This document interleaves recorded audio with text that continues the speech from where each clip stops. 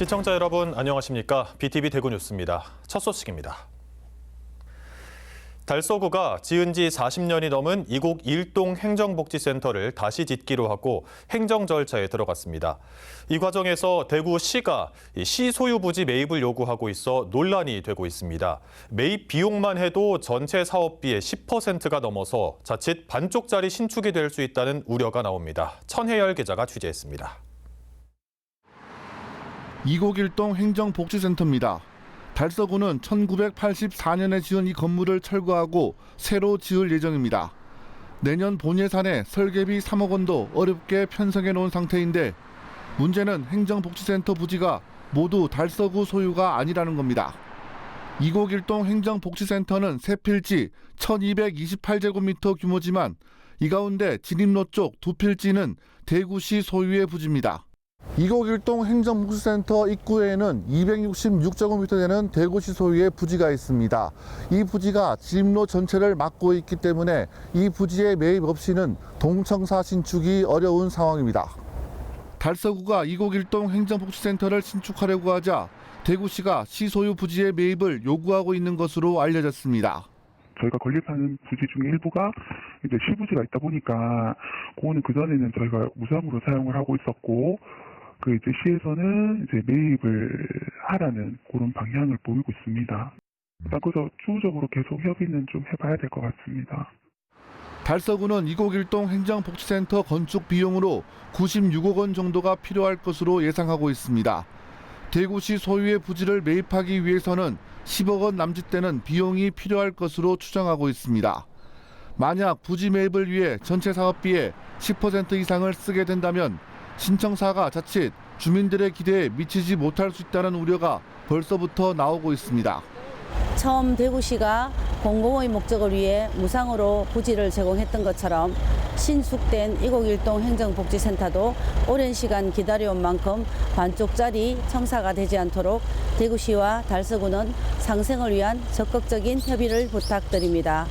달구볼 대로라는 대구의 주요 간선 도로의 면에 있는 이곡 일동 청사가 역사적, 지리적 상징성을 지닌 멋진 동청사가 지어질 수 있도록 지은 지 40년이 넘은 이곡 일동 행정복지센터 청사는 10여 년 전부터 신축의 필요성이 제기되어 오다 최근에 들어서야 비로소 설계비를 확보하며 다시 지을 수 있는 발판을 마련했습니다.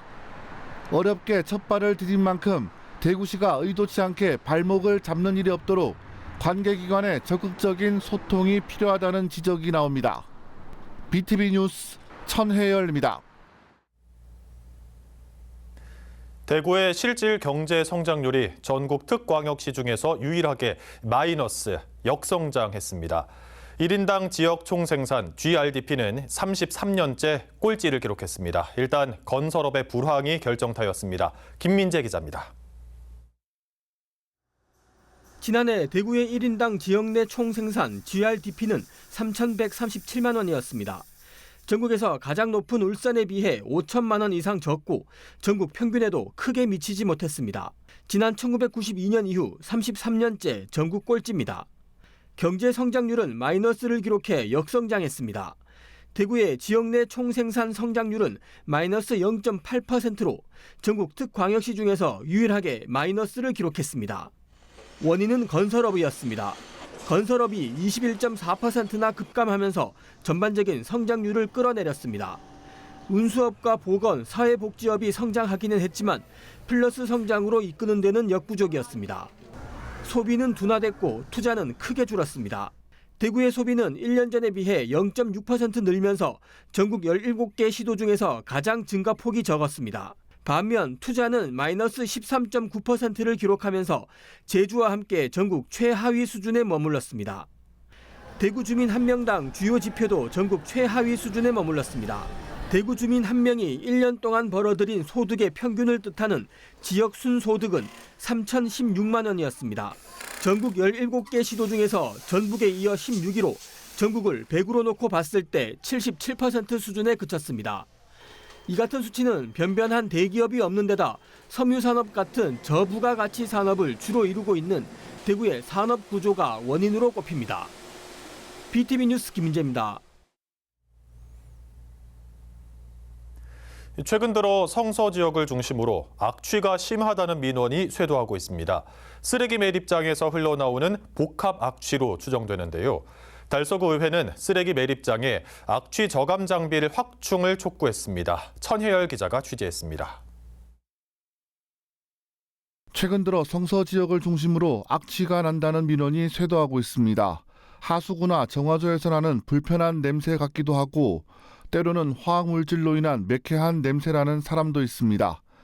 실제 달서구 홈페이지에도 악취로 인한 불편을 호소하는 글들이 심심치 않게 올라오고 있습니다. 성서 지역을 넘어 월성동까지 악취를 느낀다는 민원도 접수됐습니다. 달서구는 이 악취가 대구 환경자원사업소, 즉 방천리 쓰레기 매립장에서 넘어오는 복합 악취로 추정하고 있습니다.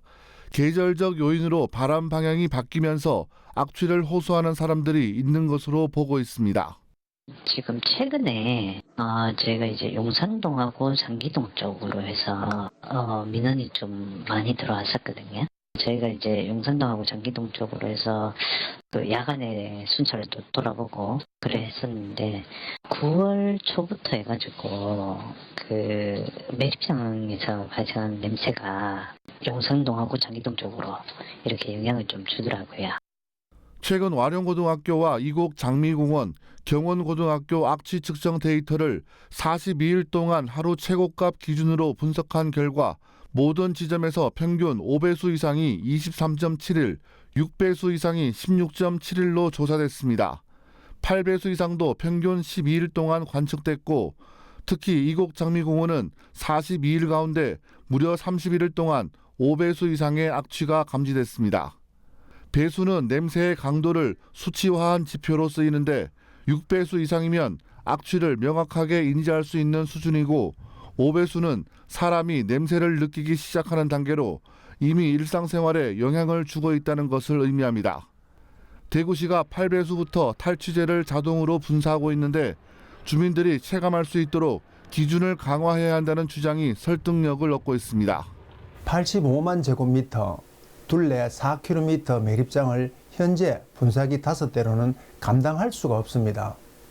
분사기가 경운고 쪽에 극히 일부분만 배치되어 있어 풍량이 남풍, 남동, 남서풍으로 바뀌면 정작 피해가 큰 용산동, 이곡동 방면은 사실상 무방비입니다.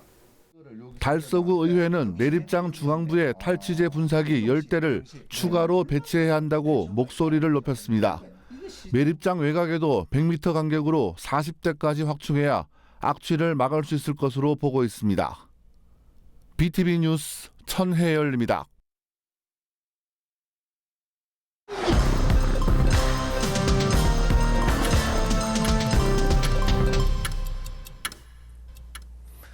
달성군이 현풍읍 하동근린공원에 조성할 친환경 목조 전망대 설계 공모에 당선작을 발표했습니다. 당선된 설계안은 신설하는 파노라마형 전망대와 스카이워크 공간이 기존 시설과의 조화를 이룬다는 점에서 큰 호평을 받았습니다. 전망대의 높이는 40m로 현풍 지역의 자연 경관을 한눈에 조망할 수 있을 것으로 보입니다. 달성군은 이 목조 전망대를 현풍 경관광장과 교통문화파크와 연결시켜 하동근린공원을 달성군 남북권의 대표 관광지로 발전시키겠다는 구상을 하고 있다고 밝혔습니다. 계명대학교 동산도서관이 소장한 가빈자본, 묘법 연화경이 국가지정 문화유산 보물로 지정됐습니다. 이번에 보물로 지정된 계명대본은 1450년 세종이 당시 세자였던 문종의 질병 치유를 기원하며 간행을 명한 왕실발원 불경입니다. 조선의 우수한 금속 활자인 가빈자와 일본 당나무로 만든 종이를 사용해 33부만 인출됐으며 조선 초기 인쇄 제지 기술이 집약된 판본으로 평가됩니다. 이 판본은 이후 전국 사찰에서 40여 건이나 번각되며 조선시대 불경 간행 전통에 영향을 준 가빈자 계열의 최초 판본으로 알려져 있습니다. 김효진 남구 대명구동 복지팀장이 대구시 사회복지 공동모금회 제149호 나눔 리더로 선정됐습니다. 김 팀장은 20년간 사회복지 공무원으로 근무하며 쌓은 현장 경험을 바탕으로 진행해온 강의 활동으로 받은 수익 일부를 3년째 꾸준히 기부하고 있습니다. 기부금은 대명 구동에 지정 기탁돼 취약계층을 위한 복지 사업에 사용됩니다. 남구가 올해 마지막 날인 31일 오후 4시부터 앞산 빨래터 공원에서 2025 앞산 해넘이 축제를 개최합니다. 남구는 매년 신천 둔치에서 해맞이 행사를 개최했지만 2023년부터 해넘이 전망대가 있는 앞산 빨래터 공원에서 주민들과 함께하는 송구 영신 행사를 열고 있습니다. 이번 앞산 해넘이 축제는 크리스마스 트리와 빛 조형물이 있는 앞산 겨울정원의 볼거리와 연계하면서 을사년 한 해를 마무리하고 병오년 새해를 맞이할 수 있는 퍼포먼스와 문화 공연이 진행됩니다.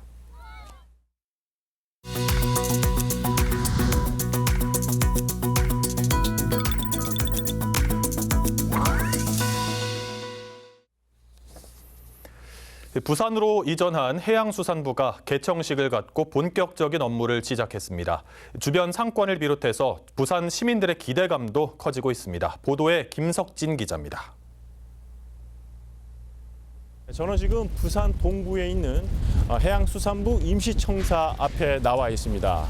해양수산부는 지난 23일 개청식을 가졌는데요. 당시 이재명 대통령도 개청식에 참석하고 그리고 중앙부처 중에서는 마지막으로 업무 보고까지 받았습니다. 해양수산부는 중앙정부기관 중 서울과 세종을 제외하고 부산으로 처음으로 이전한 기관으로 그 의미를 더하고 있습니다. 점심시간 청사에서 직원들이 빠져나옵니다. 3355 모여 찾아간 곳은 주변 식당들. 고깃집은 물론 분식점도 손님들로 붐빕니다. 구석진 곳에 있는 노포식당도 음식 준비에 쉴 틈이 없습니다. 일단은 낮에 없을 때는 좀 조용했었거든요. 근데 이제 여기 들어오고부터는 일단은 골목에 사람이 좀 많이 붐비고 앞으로 다 더 괜찮은 것 같아요. 실제 지금 체감 좀 느끼시나요? 느끼죠.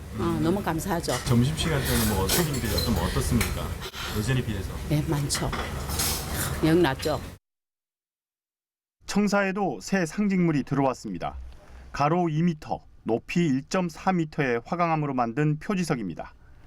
해수부 폐지 후 부산 국립해양박물관에 보관되다 세종 청사로 옮겨진 후 3년 만에 돌아왔습니다. 해수부가 부산의 터를 잡은 지 보름. 이들의 빠른 안착을 위한 지역사회의 응원과 기대도 커져가고 있습니다. BTV 뉴스 김석진입니다. 월 15만 원 상당의 지역 화폐를 지원하는 농어촌 기본소득 시범 사업 이후 사업 대상지들에선 인구가 늘었다는 보도가 잇따르고 있습니다. 단기간에 수백 명이 전입하면서 정책 효과에 대한 기대도 커지고 있는데요. 이 증가가 실제 정착으로 이어지는 변화인지 박원기 기자가 짚어봤습니다. 순창구는 농어촌 기본소득 시범사업 대상지로 선정된 이후 2달 만에 약 900여 명의 인구 순증이 나타났습니다. 같은 기간 전입자는 1,300여 명, 전출과 사망을 고려해도 뚜렷한 증가세가 관측됐습니다. 장수군도 상황은 비슷합니다. 추가 시범지역으로 선정된 이후 보름여 만에 300여 명이 넘는 인구가 늘며 최근 수년간 보기 드문 증가 흐름을 보였습니다. 인구 감소가 일상이던 지역에서 나타난 변화에 관심이 쏠리는 이유입니다. 하지만 순창과 장수 모두 이 수치를 곧바로 정착 인구 증가로 해석하진 않고 있습니다. 순창구는 최소 3개월 이상 실거주 여부를 확인한 뒤 확인된 주민에게만 기본소득을 소급 지급하겠다는 방침을 밝혔습니다. 장수군 역시 유장 전입 가능성을 염두에 두고 거주 실태 점검을 병행하고 있습니다. 전입 통계와 실제 거주를 구분해 보겠다는 판단입니다.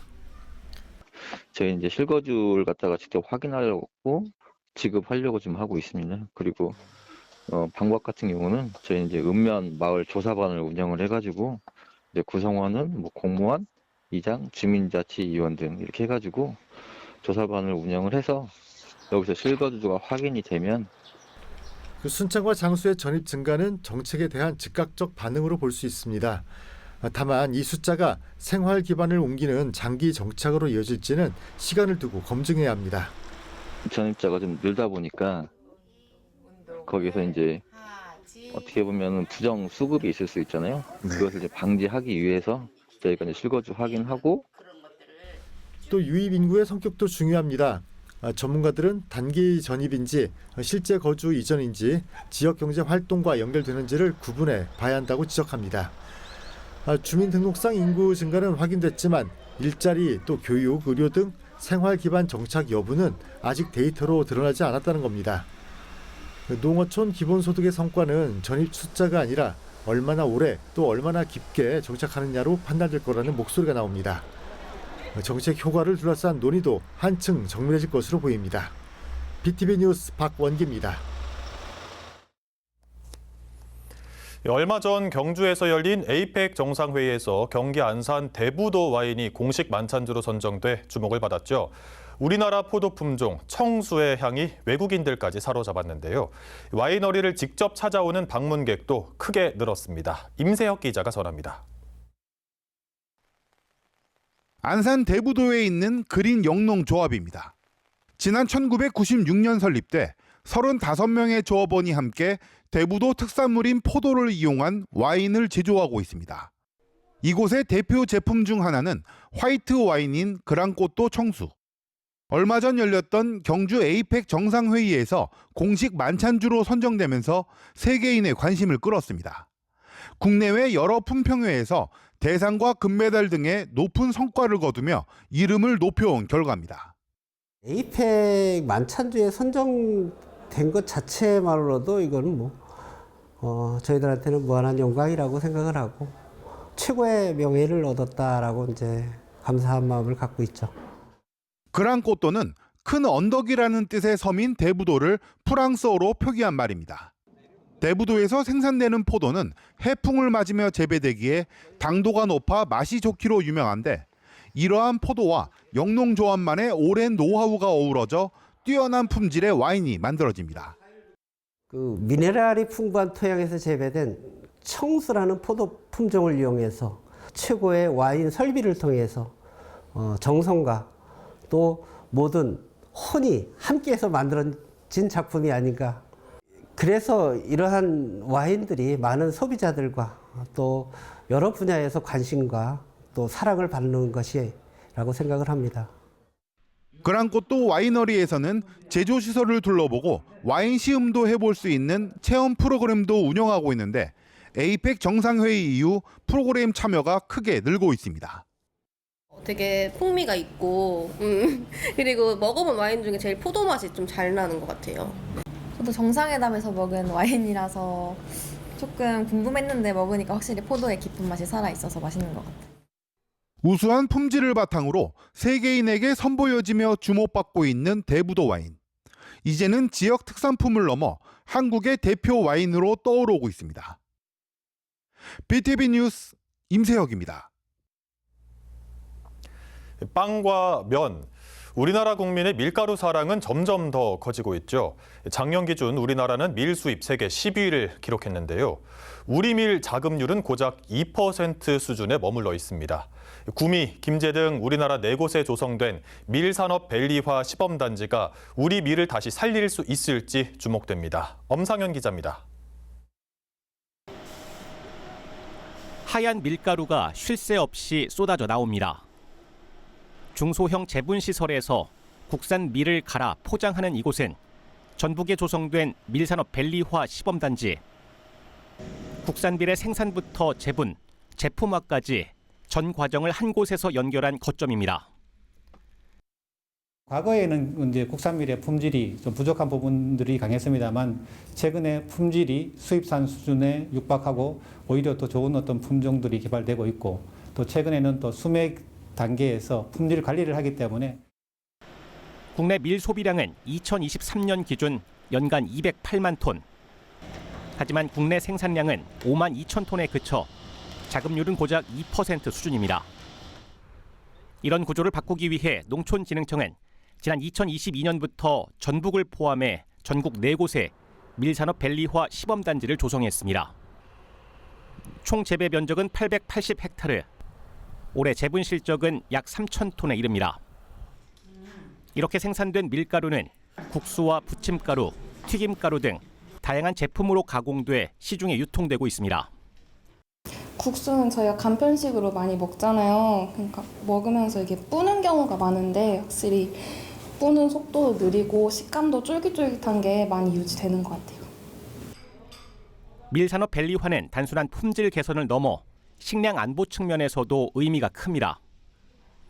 국제 정세 변화에 따라 수입이 흔들릴 수 있는 만큼 국내 생산 기반 확보가 중요하다는 겁니다. 우리가 우크라이나 러시아 관계 속에서도 봤듯이 국제적으로 식량난이 생겼을 때 식량 안보 차원에서도 우리 밀이 활성화되고 자급률을 높이는 게 중요하다고 생각합니다. 농진청은 밀산업 밸리화 시범단지를 전초 기지로 삼아 용도별 품종 개발과 재분 기술 고도화, 안정적인 소비 기반을 구축해 국산 밀 자급률을 단계적으로 끌어올릴 계획입니다. BTV 뉴스 엄상현입니다. 달서 이후 시민 햇빛발전소가 배실웨딩공원 주차장에서 준공식을 마치고 가동을 시작했습니다. 이 발전소는 연간 약 14만 7,168kWh의 전기를 생산할 수 있는 112kW 규모로 건립됐습니다. 달성군이 행정안전부 주관 2025 주민참여 예산제 성과평가에서 우수지자체로 선정됐습니다. 찾아가는 주민참여 예산학교 운영 및 주민 인센티브 제공 등의 노력이 높은 평가를 받았습니다. 대구시 교육청은 온라인 학습 사이트 안내 자료인 초등 자기주도 학습 정보 모아를 배포했습니다.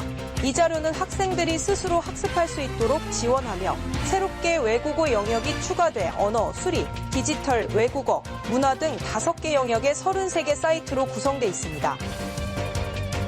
달서구 청소년 수련관과 상인중학교는 청소년의 건강한 성장과 진로 탐색을 지원하기 위해 업무 협약을 체결했습니다.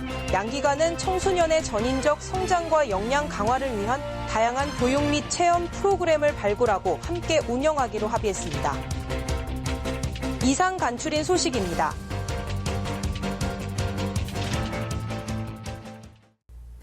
BTV 뉴스는 뉴스 홈페이지에서도 바로 시청하실 수 있습니다. 시청자 여러분의 많은 관심 바랍니다. 이상으로 뉴스를 마칩니다. 함께해 주신 여러분 감사합니다.